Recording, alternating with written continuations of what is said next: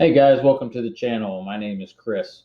So I've received a couple messages asking me if I would go over how I use the OCO orders in the active trader window. So I figured I'd make a video and share it with everybody on how I use it and why I think it's a powerful tool. So we'll get into the chart here. So here on the screen I have set up for to be able to take two trades at one time if I had to. I use the flexible grid to make this layout. I'm not going to get into that too much. I'm going to get into this box over here and how I have mine set up. I think it's important to know all your options in there and know what you use for your strategy. I pretty much eliminated all the stuff that I don't use that takes up space and can be confusing if you don't use it. So these are the things that I use on mine: the buy the ask, sell the bid, the cancel button in case trade sets up. I put an order out there and it doesn't play out, I just hit the cancel button. And then the flatten button here I use for when I'm getting really close to a take profit level. I have my order sitting there, and say I see a large seller and I'm just not quite there. Instead of waiting for my order to get filled, I'll just hit the flatten button to go ahead and just take my profit right there. That way I don't chance the trade going against me and losing profit when I'm right there at the finish line. So that's what I use the flatten button for. Now the quantity button. When I get my trades, they come up on the scanner. I usually only have a minute, minute and a half or so to get my orders out there. So depending on the price of the stock, I have quick buttons for changing the quantity of shares. Right now I have them set to 50 increments. Most of the time I trade anywhere from 200 to 500 or 600 shares, somewhere in that ballpark. So to adjust this, bring the main screen over here. You go to click on the setup button, application settings, and this box will pop up, and it's under the order defaults under stocks. So this is the quantity that my default is. So when I bring up stock, it automatically goes to 200. And then here's where you can adjust how many increments for each button click. Do you want to jump up 200 a share, 500 shares for every click? I usually keep it between 50 or 100. That way I can maybe just do 2 clicks, 3 clicks, then I can hurry up and get my order out there. It's kind of hard to do if you have to type it into the limit order box, or if you're going by single digit shares, would take a little bit longer. So this is what I use to make that process faster.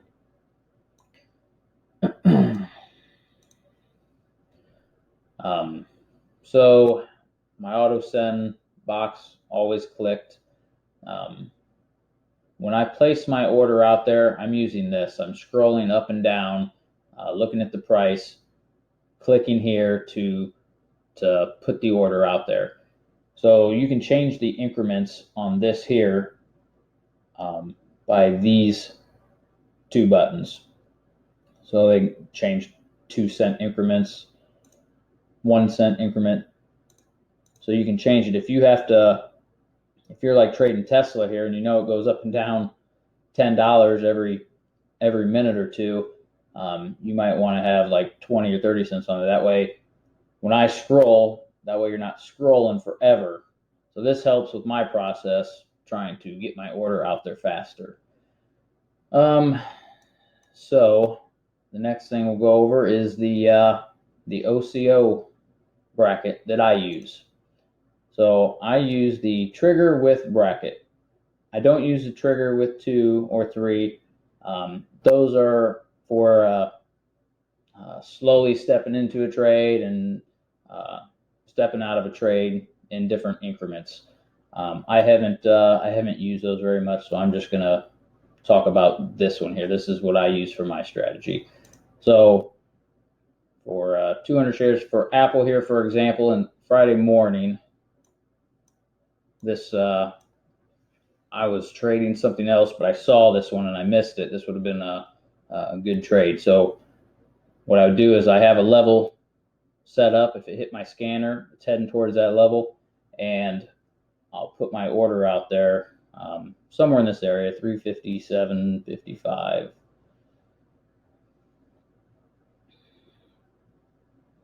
So we'll go 357.50 right in that area. So I'll place the order out there, and this is what the OCO bracket with trigger does. So I'd have my order sitting here. The price would come down, and when it would fill my order, then this line here would go away, and then I automatically have my stop loss and my take profit target that would pop in here. Now what I would do is I would instantly drag this to my target, which is the this blue moving average here, and this is a good example of why you want to leave extra room on the adjustment. Like right there, that was $1 adjustment, plus or minus. You can put that in the presetter, which I'll show you right here. Probably should have went over that first. So you got your order template selector, which was already in my box. This is going to be the editor. We'll add it. We'll hit OK. So now we'll click on it, trigger with bracket. This box pops up. I had this already preset.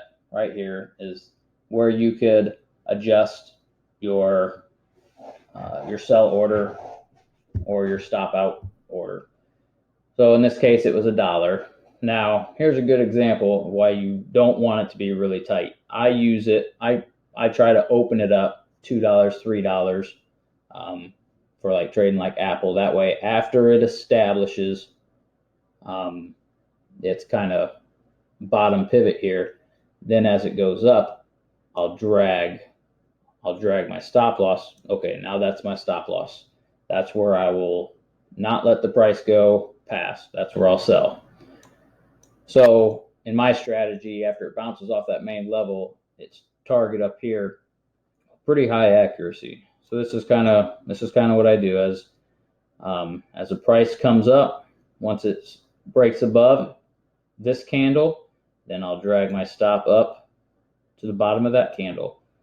Price comes up, price breaks that candle, I'll drag my stop up to the bottom of that candle till it hits my profit target or stops me out. So that's how I use the OCO orders. And another thing with the orders here, why I like having the orders out there waiting, is because like this big wick right here, I'm sure a lot of this was a matter of 2, 3, 4 seconds where it just kind of did a flash down and come back up. Usually at the bottom of a pivot, that's kind of what you'll get. And then the same with the top. A lot of times I'll have my my take profit order sitting right here, and it'll spike right up into it and drop back down 20, 30 cents. But I was able to catch it near the top of the wick, which I think that is what makes using this OCO order really powerful. Now, a tip for these is, depending on what kind of price stocks you trade, like I'll give you an example I had a couple weeks ago with Tesla. I forgot to change this. This was at $1. So, and I went to go buy 50 shares of Tesla, put my order out there real quick. I didn't have a lot of time. It was coming into a level. I wanted to get the order out. Would have been a good trade. But as soon as when Tesla does its little flush, it does $2, $3, $4 in a second. And that's exactly what it did. It filled me and then kept on going and caught me out right there. So it was 50 shares. It was an instant $50 loss. So that was the lesson learned. So that's a good tip. It's good to make these have a wide range. That way after, or that's what I like to do. I like to make them have a wide range, $2 to $3. That way after I get filled, let it find its bottom. Then move the stop loss right to it, and then I walk it up to the nearest moving average. So that's how I use the OCO orders. This box here, after I get it set to where I typically like it, the real estate over here gets kind of tight, so I'll remove it. You can save that, and I think it has several different settings in there. You can save for 1, 2, or 3. You can name them and such. I don't really do that. I just keep try to keep it open $2 or $3 or so. So that's how I use the OCO orders. Let me know what you guys think. That's kind of the fastest and quickest way that I've been able to execute the orders. If you guys happen to know any more shortcuts, I'd love to hear them. If you got any other questions, feel free to comment below. Hope you guys enjoyed this video. Hope everyone's having a good Saturday. And we will talk to you later. Thanks for your time.